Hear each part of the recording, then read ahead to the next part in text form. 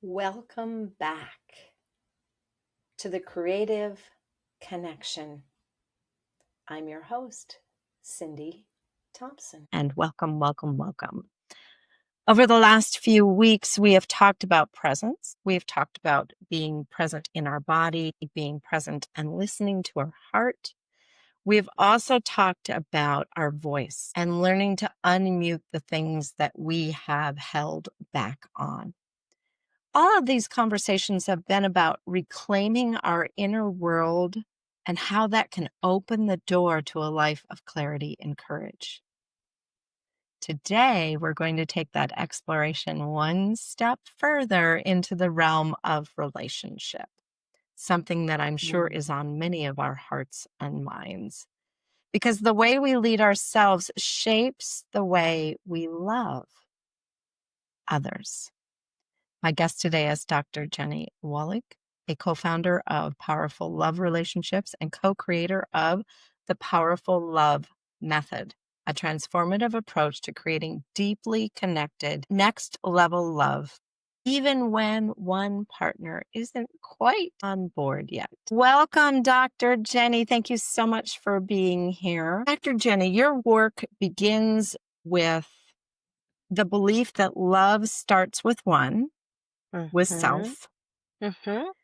What first showed you that this self-ownership of relational leadership is the foundation for every other relationship?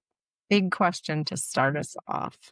Yeah, but it's such a great question, Cyndi. And thank you so much for having me here and having this opportunity to share, because I think this conversation is so important. You know, I have been obsessed with relationships like my entire life, to the extent that I've read many, many books, got a master's and a PhD in relationships, right? Became a relational therapist. And still my own relationships were a mess. And what I finally figured out when I finally figured it out, right, and turned my relationship around, was that the thing that I was missing, the thing that nobody taught me, was this piece that our really healthy, wonderful relationships, the ones that we're dreaming of, start with ourselves and our self-leadership. And so I first learned it in the crucible of my latest relationship, which is with a man that I call my soulmate, after 2 divorces and 2 very expensive degrees and a lot of years of thinking I know how to do relationships well, because I had really no other choice. We got to a point, he was going through a kind of a dark night of the soul, wasn't available to work on the relationship with me, and so wasn't willing to go to therapy, didn't have the capacity to have conversations or communicate, didn't want to be working on things. He was just trying to like survive. And and I was not getting what I needed. Felt like I was living on breadcrumbs. Wasn't fair. Felt like I was doing more than my fair share of the work. I was protesting and wanting more, wanting it to be equal, wanting it to be fair, wanting to pull him in. And he was like, you know what? Fine. Listen, this is what I got. Take it or leave it. And I was like, shit. I, I I didn't want to leave it, because I really knew that I wanted to be with this guy. But I also knew that I wanted so much more from our relationship than he was giving me. So I was in a tough place. And even though my friends and family thought I was nuts for staying in the relationship, because I was breaking all the rules and doing something that they thought was totally unhealthy, what it did is it became a catalyst for me to have to really look at how I could participate more in being the one to lead the changes that our relationship needed, how I could make it easy for him to give me what I was asking for, how I could take more responsibility for my own needs and my own happiness, rather than asking him to give me all of those things. And to be fair, part of why that worked was because I trusted that he was the kind of the guy who, when he had more, he would give me more, right? When he felt better and safer, I trusted that he would step up, and he did. But it was that, right? That like that movement away from seeing him and all the things that he could do that would help things be better, and focusing on how to get him to do those, letting that go and really just focusing on my part and what I could do, that changed everything. Yeah. It's interesting what comes to mind. I'm a very visual person, and you've probably learned that about me, especially this week. Mhm. I saw the image of a spark. Mm. You know, when a fire is going out and there's just a little bit down there at the bottom. Mhm. And if it's an unprotected fire and you walk away from it, that little spark could start a forest fire. Mhm. Or you can throw water on it and it will completely extinguish it. Yeah. So the image that I saw was you were that little ember Mhm. still in the relationship, and you wanted to figure out how it could reignite what I call the relationship. So there's a relationship that we're in with another person Mhm. where we believe that we are connected. We believe that we are present. We believe that we are equal partners, Mhm. but in essence, we're not. Yeah. And there's many reasons why we're not. Mhm. Mhm. But in each relationship, it is my belief that there is someone that is the ember. And if it's a relationship probably like yours and a relationship like the one I have with my husband of 41 plus years, every Amazing. once in a while, one or the other is keeping that ember alive because the other one needs us to. Mhm. Mhm. And that is if we believe that it is the partner that we are supposed to be with on Yeah. this planet in this lifetime. Yeah. Yeah. So that was the image that came to mind for me. It's beautiful. Mhm. So if we think about the fact that love isn't about fixing Mhm. or necessarily completing the other, I think collaborating with the Yeah. other. Mm. How do we lead ourselves well into a relationship? Mm. And let's use you and I as an example. In our significant relationship, if we are leading ourselves well in it, what is the outcome in every other little pod of relationship that we might have? Again, another big question. Yes. Yeah. And again, such a good one. Relationships are relationships are relationships, and the common denominator is us, right? Who we be and what we can do, who we know ourselves to be, how we use our voice, the skills we have for listening, for navigating difference, for holding on to ourselves when we're stressed or anxious or activated in our nervous systems. These are the skills that we need in every single relationship, with our children, with our family of origin, with our colleagues, with our pets, with our bodies, with our minds, with our businesses or our jobs, right? Like every single relationship. And I think our intimate partner relationships are the relationships that are going to truly challenge us the most in Yeah. learning these skills, in practicing these skills, in becoming this version of ourselves that is ever better if we allow them to, right? If we allow those relationships to help shape us into those people. And so when we can do that here at home in our heart relationships, right? Then now every other space becomes a little easier or a lot easier. We know how to show up. We know who we are. We know how to make sense of how someone else is acting or what to do when they're different or confusing us, or how to navigate conflict or stress in a lot more powerful, aligned, sovereign way. How to stay anchored in our own truth and identities and energies, even when someone else wants to push or pull us in a different direction. And that is so powerful. that is so powerful. And it offers a sense of freedom and a lot more energy, right? A lot more energy we get back in our lives when we're not kind of leaking that power from people and places and situations that are pulling us out of ourselves. Yeah. Yeah. So you've mentioned that powerful love.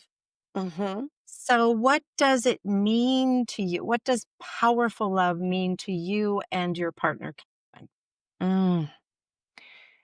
Love is powerful, but not in the way I think that a lot of folks think about love, in the gooey, squishy, butterfly and sunshine kind of way, right?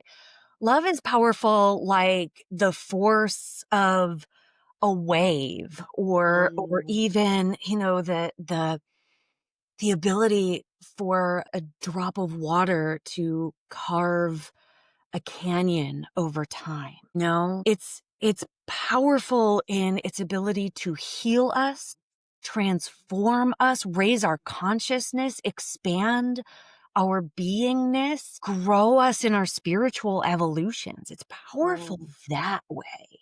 Yeah. It unlocks something deeper in our humanity than we could do otherwise. It happens, the power of our love happens in the practice of love, not the feeling of love, right? It's the practice of love. It's the doing of love. It's the doing the loving thing even when you don't feel loving, even when it's hard to do, even when you don't want to do it, because that's what love asks us to do. Yeah. And that is powerful. And it's why I feel so passionate about this work, Cyndi, because I know that that if we all learned to love better, love ourselves better, love one another better, love the world better, love our environment better, right? Like so much healing, so much transformation would take place. And we Yeah. need that. What is a good, if I think about love, and then I Mhm. think about the power behind love, and I think about a person that maybe has never really experienced love, and they enter into a relationship with someone who learned what love is, meaning I'm going to go the extra mile because I love you, even if I don't feel well today, or even if something's happened. And I know this starts to get into the sort of the method that you probably go through with people, but how does that person identify that really maybe the core thing that needs to be learned is what love is and how to love? Mm. You know, what comes up for me to say here, Cyndi, is more likely than not, that person is going to learn that lesson for themselves from their partner. Yeah. Right? That they've paired together so that they can't, and I do believe that like we pair together for a purpose, Yes. right? A spiritual reason, even if they're not the person for our forever person. Like there's a purpose. There's something we're supposed to learn from our partnership for as long as it ends up being. And it may be that lesson is that, oh, this is what love really is. And shit, I never learned it and I need to, Yeah. or I'm not going to be able to do relationships or have the kind of relationships that I want. And I want to add one other thing to this, which is that, I think that those of us who feel like we have learned what love is or do know how to love, especially we as women, Mhm. I'm just going to say this really boldly. We may not realize in partnerships like that actually the loving thing to do is to call out the fact that our partner does not know love and needs to learn it. Yeah. Right? Like, because it's not just, sometimes I think we think that we can love someone into loving, like we can just love them so much that they learn and we heal them through our love. And really, that may not be the loving thing. The love, that may actually be supporting them in staying where they're at. The loving thing may be speaking truth to power and saying, listen, what you're doing, how you're engaging in this relationship is not love. Here's what I need. Here's what you got to learn. This is what love really looks like. I'm going to love you, but part of me loving you is letting you know what I need and how you need to start treating me. Yeah. Yeah. And it's also being able to say, I do not have to take this from you. Yes. And now may actually be the time that I walk away. Yeah. I still love you. Yes. I will probably always love you.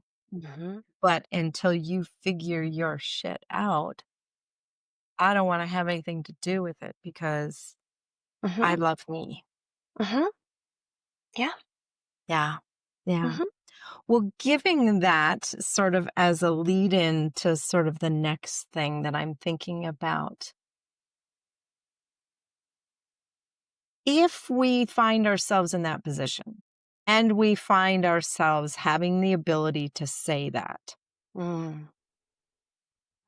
maybe it's because we were unseen. Maybe it was because we were unheard and we tried many times. We even took out the pan and, banged the pan and said, hey, wake up. What's the first step that someone could take toward change without they're not actually a part of the four horsemen, but they are getting to the four horsemen that John Gottman talks about, but without the shame and the blame and the withdrawal and the, oh my gosh, how can I do this? Because that is, especially if that's what we've learned in our growing up, perhaps our families of origin were not as healthy when it came to love.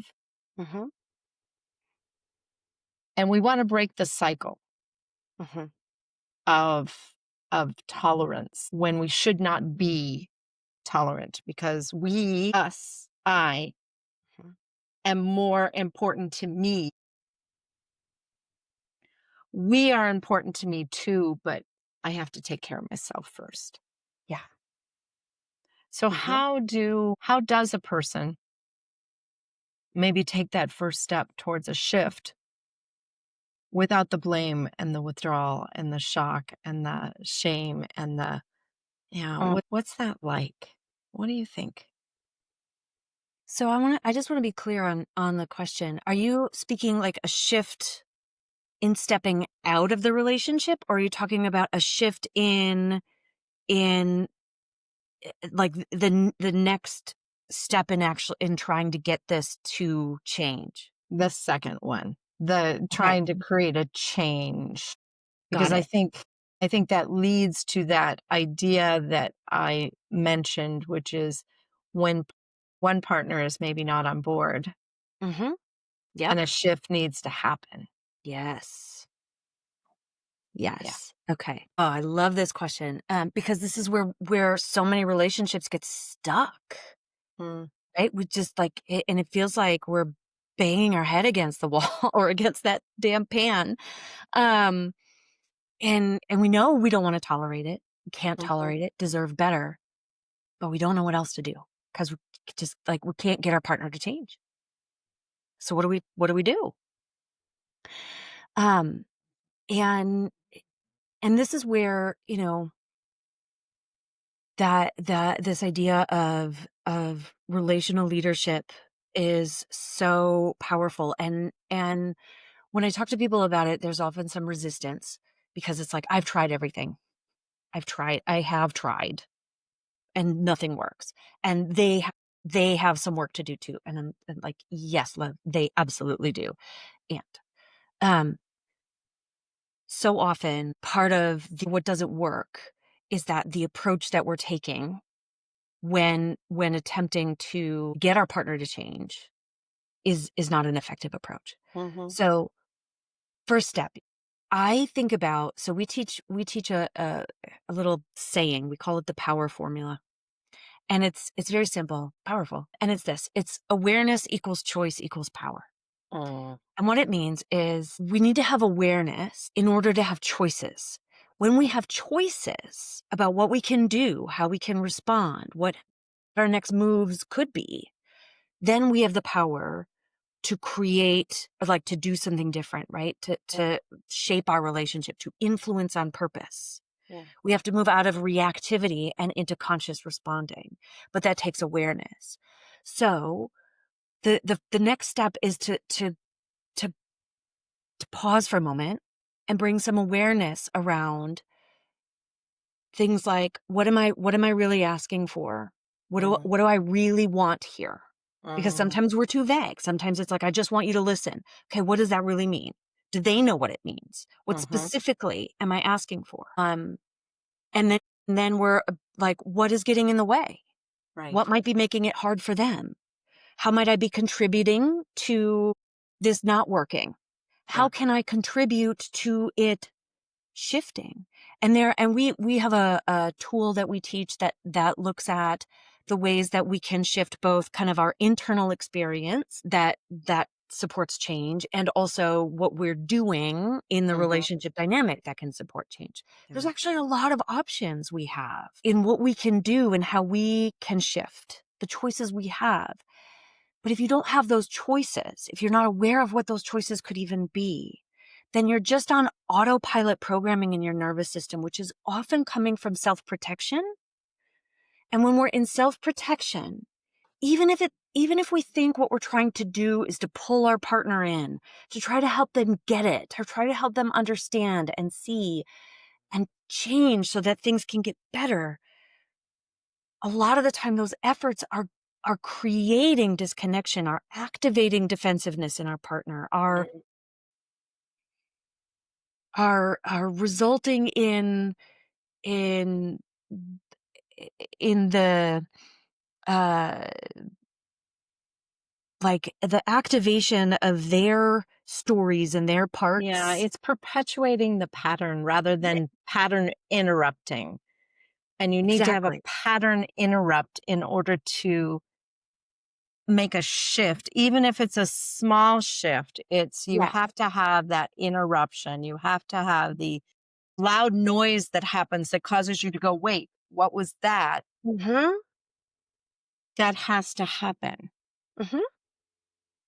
Whether you're in relationship or other, if you want to make a shift or a change of any sort, you have to have that pattern interrupt. Yeah. And it 100%. starts with the awareness that you mentioned. Yes. The work I do is all around presence and all around awareness and all about the pause, Mm-hmm. Yeah. so that you can That's just it. allow the process of choice Yes. to enter in. Because if Mm-hmm. we're going and going and going and we're on full speed and we don't realize how fast we're going, and all of a sudden we hit a wall, Mm-hmm. the pattern has been interrupted not by us. It's been Yeah. interrupted by the environment. And then usually what happens is all sorts of defense mechanisms come up Mm-hmm. and we go into survival mode, Mm-hmm. and we're not listening. We're not Mm-hmm. making choices. We are Mm-hmm. 100% reacting. And I'm saying that because I know that there's at least one person listening that until they hear that, they're not going to really know what we're talking about. Mm-hmm. Pattern interrupt has to happen. So I'm going to throw a scenario in here. Mm-hmm. And it may be somebody that I know. So if that person is listening, don't worry, that person, we're not speaking specifically of you, but about a situation like yours. So we have, let's say this couple comes to you and they've been married for a short period of time. One of them has been in 2 prior relationships, and then the other one has been in other relationships, but never a long-term committed Mhm. relationship. And one of them, the one that's been in the two prior relationships that were both marriages, they felt suffocated and caged in those Mm. two relationships. And over the course of their developmental life, they found what they believe is their dream career because the world around them tells them that they would be good at that. Okay. And then this couple meets and they get married, and now they are together, and they don't see, they love each other. They truly love each other. That is clear in how they exhibit themselves when they're together and when they're with others and when they are separate. But they don't realize that each other's behavior is causing a repeat of patterns that they have both experienced before. Mhm. But they're trying to figure out why. They can't figure out what it is that's causing some of the things that came up before to come up again. So we're in this repeat cycle, which working with couples, and I know working with women specifically, where they find themselves in the same thing that they've been in and what they're trying to shift away from. So what do you say to that person that comes to you that this is what's happening? Mhm. And I really want this to work, but they don't have time for me. And, that is a pattern that they've had before. Mhm. What do you say to that person? I'm curious.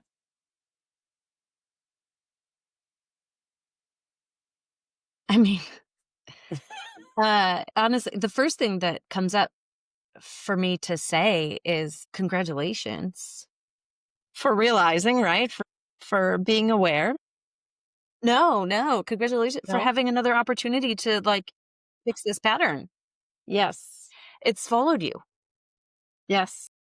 and it's here. Maybe from another life, even. Who knows, right? Right? Exactly. So it's here for a reason. So it's important. So I would start there with, with a bit of a paradigm shift from this is a Mm, problem to this is a gift, resource, and opportunity.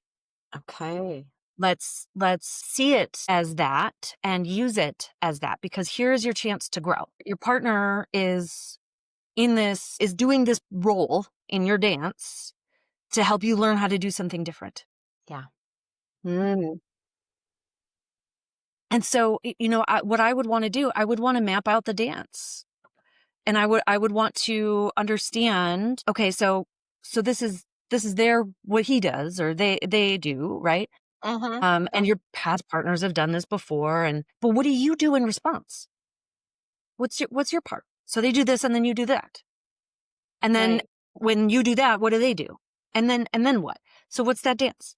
Because until you have the awareness, right, of the pattern of the dance, you can't do a pattern interrupt. Mm-hmm. So with that awareness, then we look at, okay, what could it look like for you to do something differently? Mm, You know, in terms of like the concept of relational leadership, the quickest way I ever explain it is to say this. It may take two to tango, but it only takes one to learn the steps and lead the dance, mm, right? So if you have been doing the salsa in all your other relationships and you got a new partner and now y'all are salsaing again, yeah. but you really, really want to be doing the tango. And you're like, why am I doing the salsa? Because you know how to do the salsa really well.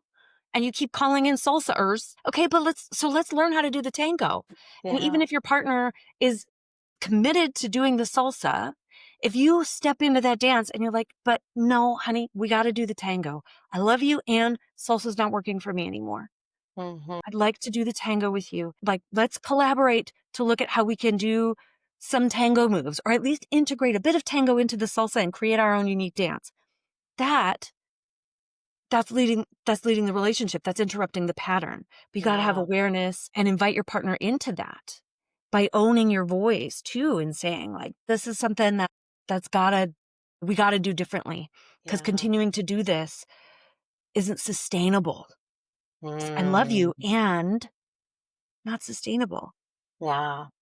And being able to do that, right? Like finding our way into a voice that is both like holding our partner in this warm regard and this love and acknowledgement of what we have here and how good they are and how they're trying their best and they're not intending to hurt us or upset us or be our past partners. And at the same time, we're firm in that like this isn't working and I would like something different.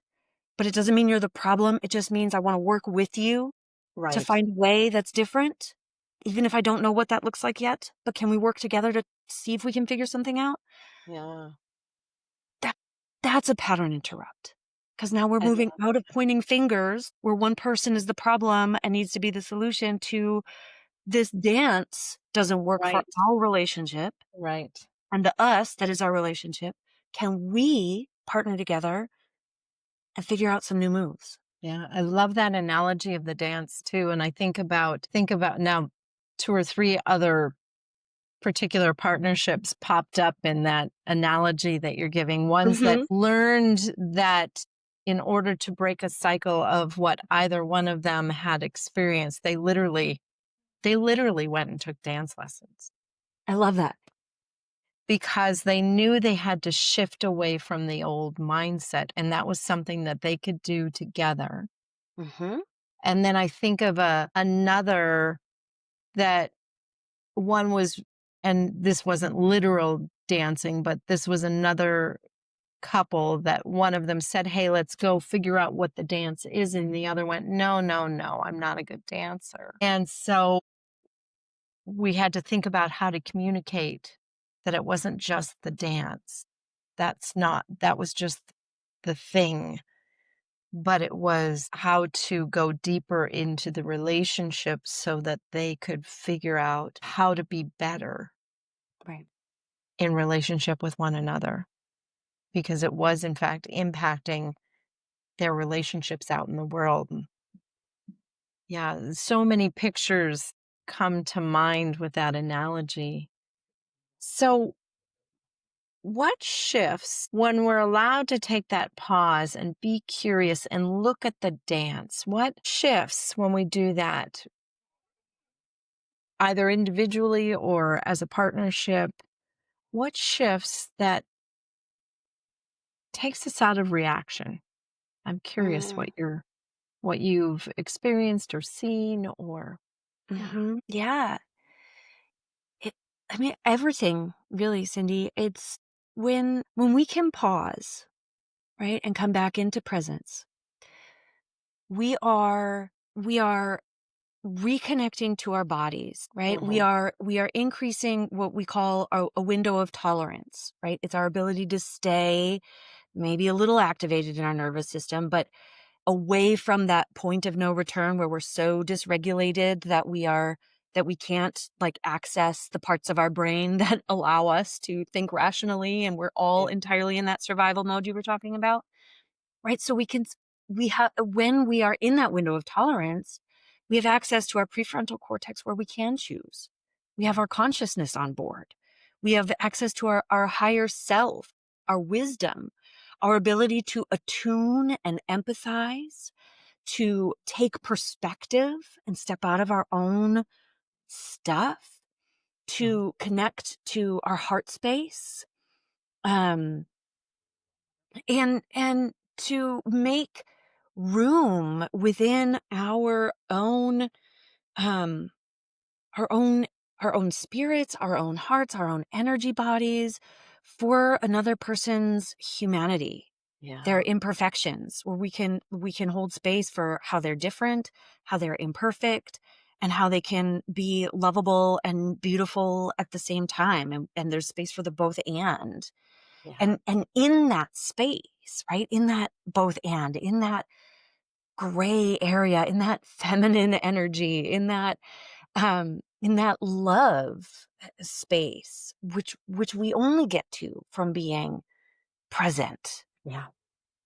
Can we have real relationships? Can we have real intimacy? Can we have real connection? Mhm. And what shifts is like now we can do communication. We can do problem solving.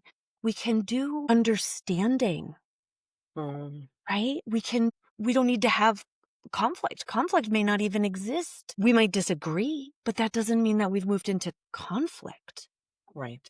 right? And that's a whole other way of relating, of experiencing relationships, of navigating those moments of struggle or growth or repair, right? That can actually, while they may still feel painful, they may still take some energy from us, Mhm. but they don't necessarily feel hard, Right. right? And the end result um, is something more, is something better Yeah. that leaves us better off than we were when we started. And we only get there, truly, we can only get there by learning how to do that within ourselves first, Right. right? Right. We can't expect someone else to like make that happen. We each No, have to no. choose it and lead ourselves into that place.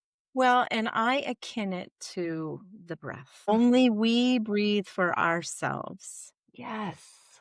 And we have to take that oxygen in. And it's very much like flying in an airplane. You put on your own oxygen mask first.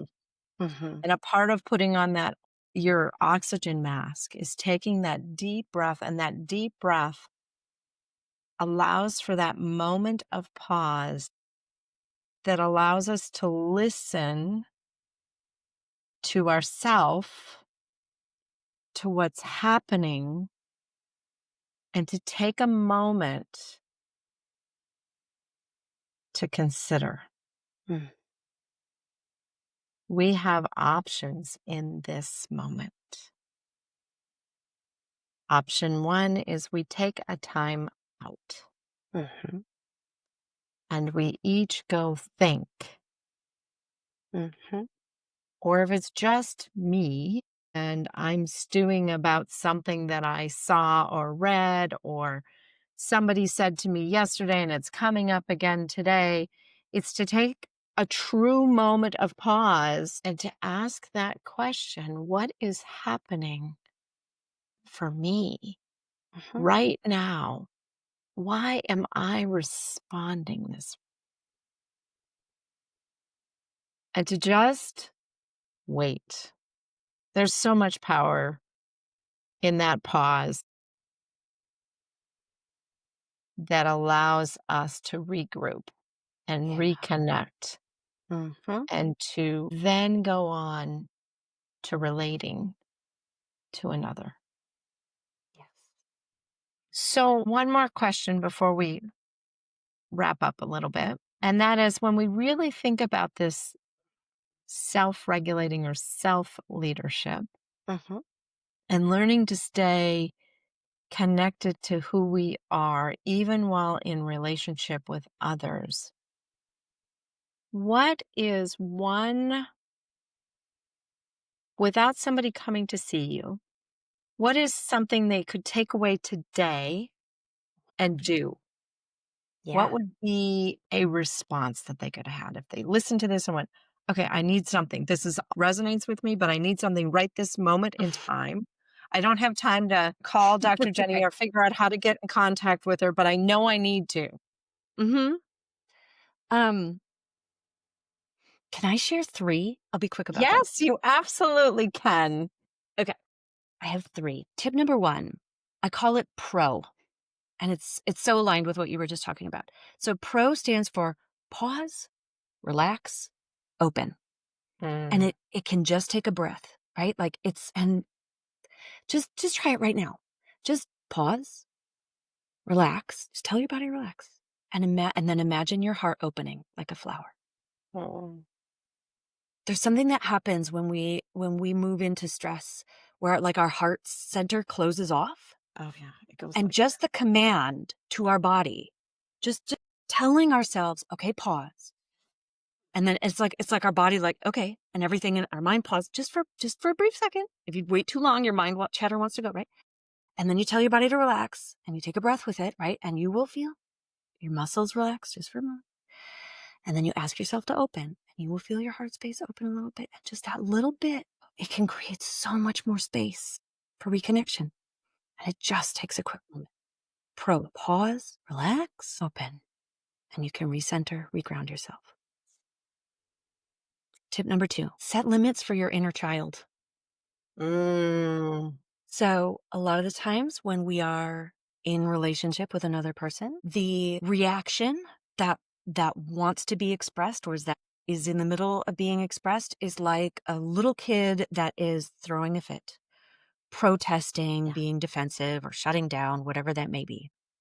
So it's helpful to kind of just hold this awareness about ourselves of like, we have these parts of us that are like like little children that want to like go in front of us and put up a fight, or want to just like shut down and pull us away. And if you can just have a moment internally, and again, with a breath, just take a breath and internally say to that inner child, like, honey, I see you. Thank you for wanting to protect me.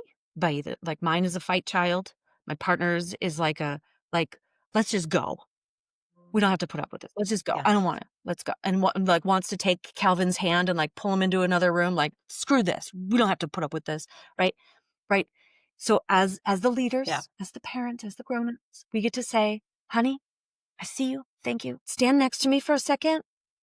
I'm going to take care of this. Okay. Because while I see what you're trying to do, it's not going to help. Right? So just set a limit for the inner child. Just a quick breath. See if you can do that. So your inner child might still take over eventually, but if you can give yourself a little bit more room, you might have some more options to go further. And then Yes. the third thing I'll say is sometimes just making contact with your partner can help ground us. Mm. So making eye contact, because you're not going to want to when you're in self-protective mode. You're going to want to look away. You're not going to Mhm. want to look at them. So if you can get yourself to Yeah. try, if you could get yourself to reach Mhm. out, put a hand on them, like wipe a tear from their face, ask like, can we just take a moment to pause and hug one another? Right? Even if you don't Mhm. want to, and your body's not going to want to, there will be resistance. But if you can move through Yes. that resistance and make physical contact, or even eye contact, right? That can remind our bodies and our nervous systems that this person we're in relationship with is not so threatening and scary. They're not here to like physically harm us, and can Right. support our nervous system in re-regulating, co-regulating, Right. and that can help us reground. So pro, Absolutely. setting a limit for your inner child, making contact. 3 quick ways to come back into a more anchored space. Fantastic. So, how can that person that you just gave those pro tips to, how can they get in contact with you? What is a way that they can? And I will include things in the show notes as well, but just they're listening and they want to jot something down because right now they need to know how to get a hold of you because you are the person that they resonate with and you are the person that's going to help them. So, what can Yes. they do? Yes, thank you. So you can find me on at our website, powerfullove.com. Powerful Love, by the way, is one word, and powerful and love share an L. So Powerful Love, one word, one L. We're on Facebook at Powerful Love LGBTQ or LGBT. It'll be in the show notes. Um, but I'm more active on my personal page with my name, Jeni.Wahlig. Really, if you reach me through social media, through email, connect@powerfullove.com, or through our website, I'd be happy to have a conversation and be in touch. I've got a great resource right now that you can access called How to Get More of What You Want from Your Relationship with Less Energy and Effort, that really connects to some of the Mhm. things we've talked about today. And I am doing a workshop every month to support folks, particularly women, in learning how to lead their relationship powerfully, even if their partner isn't doing the work with them. And so I'm going to walk you through what some of those choices are and support you in creating an action plan for how to put those into place in your relationship. So those will be in the show notes as well if you want to have kind of a sense of what that work looks like and where your power is, I would love for you to join me in the workshop. But please do reach out. We are happy to help. This is a mission. This is a passion. We know how impactful it is, not just for your life, but for the ripple effects that you knowing how to lead yourself are going to have in every other space that you occupy, which really does change the world. Absolutely. Thank you, Dr. Jeni. I am so glad that I had you on because it is my passion and mission to help people create the life that they're passionate about living. That's why I named my business Creating a Passionate Life. We are behind the life we create. And I think you shared today that we can guide and lead ourselves into relationship with others that have meaning and purpose. And that, in my belief, change the world. Yes.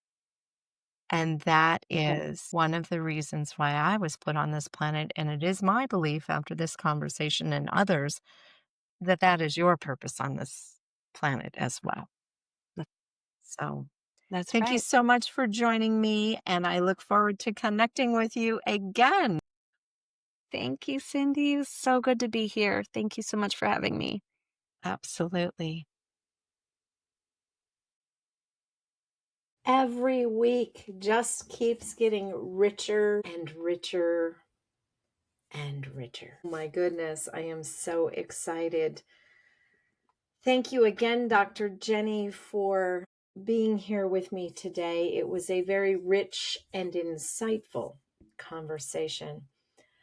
I loved how Dr. Jeni reminded us that powerful relationships are built on self-relationship, not control, not perfection, but presence. When we lead ourselves with honesty, compassion, and courage, we invite every relationship, whether it be romantic, professional, or creative, to rise to that same level of presence. If this episode resonated with you, take a moment today to pause and ask yourself this question. What kind of relationship am I cultivating with myself?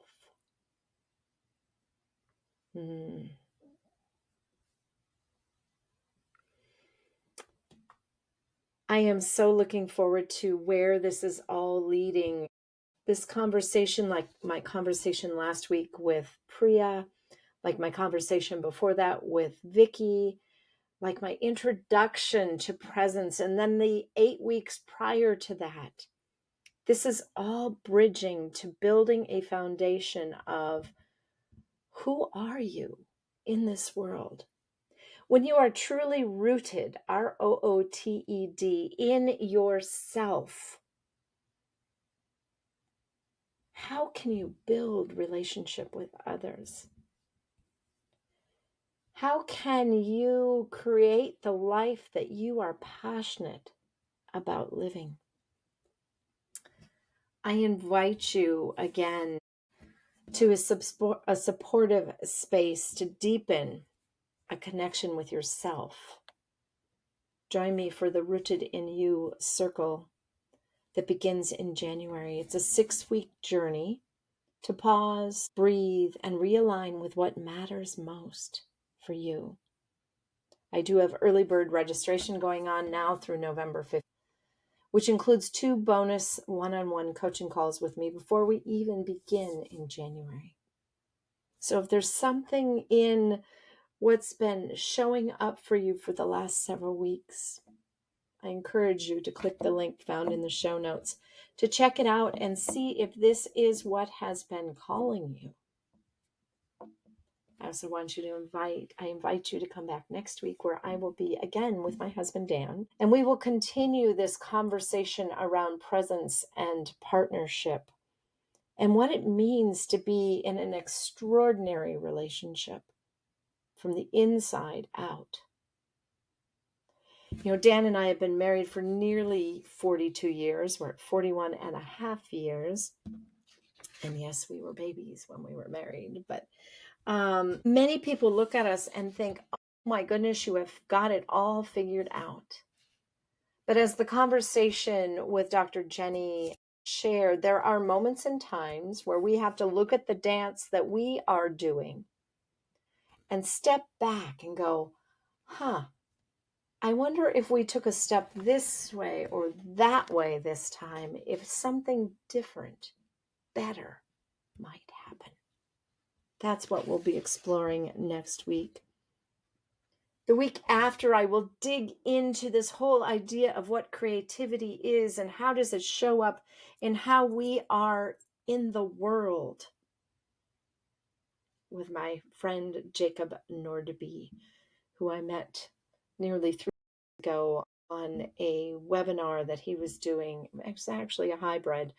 It's in person and online, called Heal and Create. Rich conversation coming up with that.